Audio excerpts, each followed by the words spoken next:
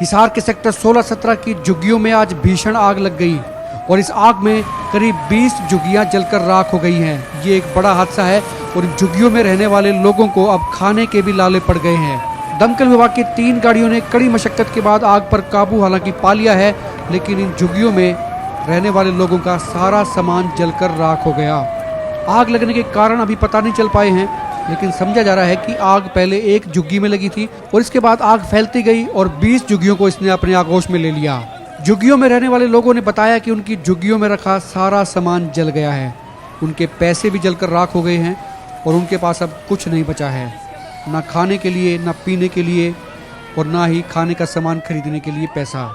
गनीमत ये रही कि इसमें किसी की जान नहीं गई। दिन का समय था, लिहाजा लोगों ने भी मदद की और जान का नुकसान होने से कम बच गया। झुग्गियों में रहने वाली कई महिलाओं का कहना था कि अब उनके बच्चों को वो क्या खिलाएंगे। हालांकि देखते ही देखते समाज सेवी संगठन भी आगे आए हैं और तमाम तरह की मदद के लिए पैसा इकट्ठा किया जा रहा है। आपको बता दें कि सेक्टर 16-17 में करीब 250 झुग्गियां हैं और ये लोग काफ़ी सालों से यहाँ रह रहे हैं। करीब 4 साल पहले भी इन झुग्गियों में एक विपदा आ चुकी है। दरअसल उस वक्त बाढ़ का पानी इन झुग्गियों में घुस गया था और बहुत नुकसान इनको झेलना पड़ा था और आज एक बार फिर से आग ने करीब 20 से ज़्यादा झुग्गियों को जलाकर नष्ट कर दिया है। हम लोग तो सुबह निकल गए थे काम पे, मेरे बच्चे थे सारे, मेरे बहनों के लड़के भी थे सभी। हम तो काम पे गए हुए थे। बता रहे हैं कि पीछे से किसी ने आग लगाई हुई है, बच्चे बता रहे हैं। यहाँ तो भैया पास में 17-18 झुग्गी थी, सारी जल गई। नुकसान तो भैया कुछ भी नहीं निकाल पाया। क्या सारा कुछ, हम तो 2 साल से गए नहीं, लॉकडाउन में भी यहीं पे थे, घर गए नहीं। जो कुछ था सारा कुछ जल गया। पैसे भी थे, पैसे जल गए, कुछ निकाला ही नहीं खाने के लिए। बच्चे इस बारे में तो अभी तक कोई पता नहीं लगा कैसे आग लगी है।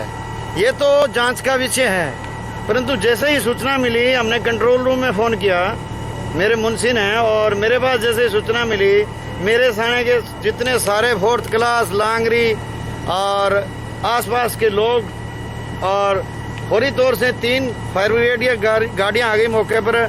लोगों की मदद से और फायर ब्रिगेड की मदद से हमने इस आग पर तकरीबन 90% काबू पा लिया है।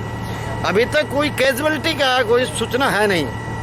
ऐसा तो सुना है कि 1-2 सिलेंडर थे, वो शायद छोटे सिलेंडर, वो शायद फट गए हों।